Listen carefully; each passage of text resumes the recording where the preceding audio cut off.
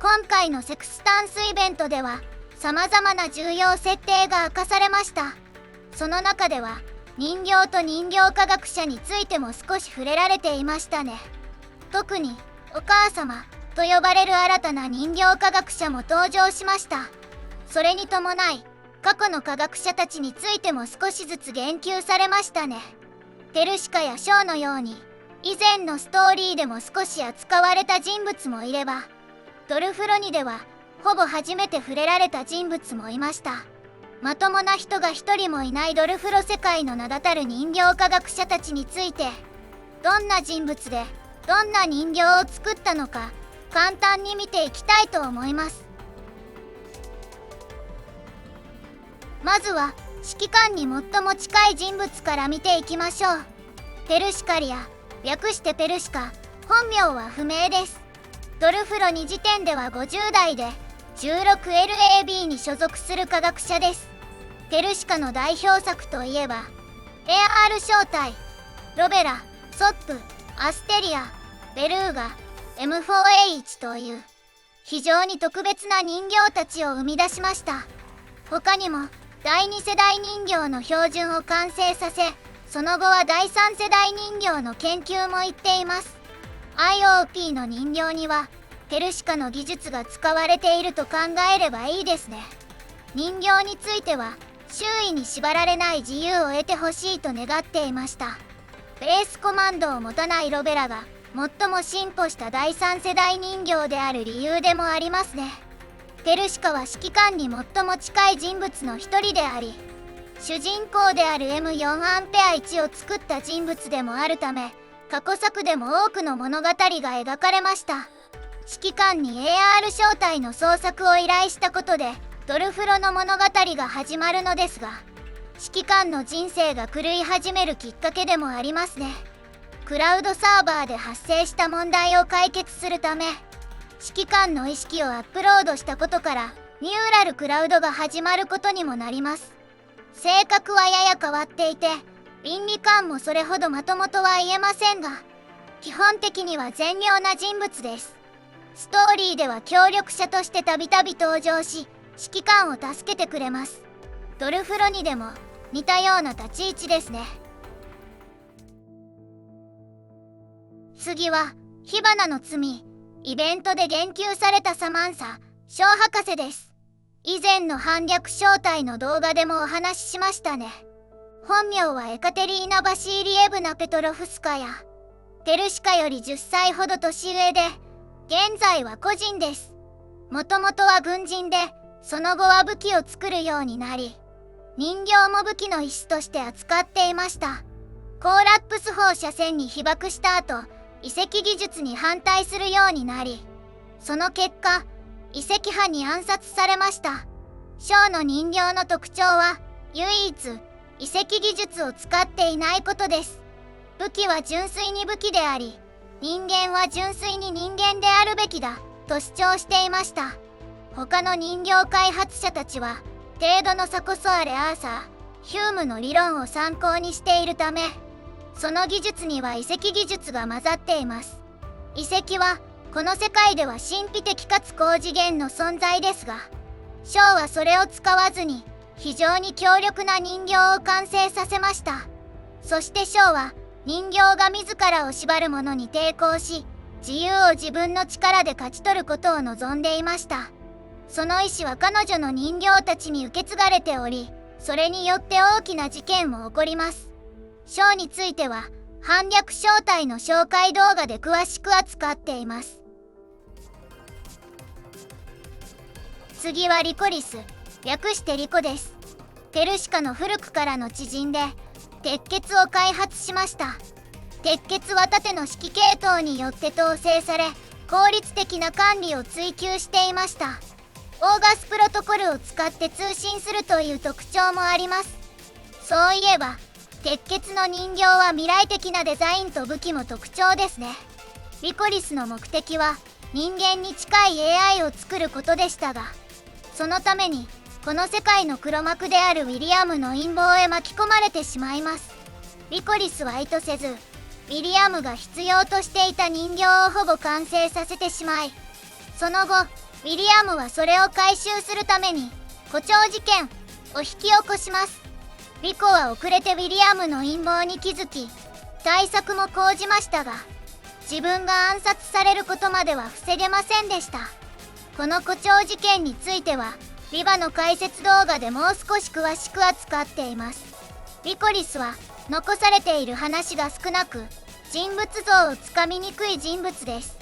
ただ自分の人形を娘や夢と呼ぶなど自ら作った人形を大切にしていたことは間違いありません。ペルシカとも仲の良い友人だったので善良な人物でもあったのでしょう。本名はモリス・アーサー・ヒュームという偽名で活動していました。2064年に死亡しており、指揮官がグリフィンに入社して2年目のことですね。1978年生まれなので間違いなくおじいさんと呼べる年齢ですが、非常に若い姿をしています。これは過去にコーラップス放射線へさらされ特殊なケースとして不老になったためです。不老であるため同じ身分を維持し続けることが難しく、いくつもの偽名を使って活動していました。アーサー・ヒュームもその一つです。コーラップス放射線にさらされた際、彼岸スペースと接触したと推測されており、その時に目にした知識をもとに人形技術の研究を始めます。ただ研究費が大幅に不足しており、詐欺師と手を組んで資金を調達することもありましたが、最終的には自分の研究成果を闇市場で売ることになります。闇市場に流通した研究は多くの人物に影響を与え、代表的なのがパラデウスの人形科学者であるラプラスです。またペルシカやリコもヒュームの研究から影響を受けています。遺跡技術を拒絶した章を除けばほとんどの人物が程度の差こそあれ影響を受けました。ヒュームが直接作った人形はエルマ、ベネット、ミラベル、リュドミラです。ヒュームの子供たちと呼ばれています。エルマはストーリーで非常に重要な存在として扱われた人形で、ごく簡単にまとめるならヒュームの研究の完成型です。エルマは彼岸スペースとつながることのできる人形であり、ストーリー中選択次第では新たな人類になることもできました。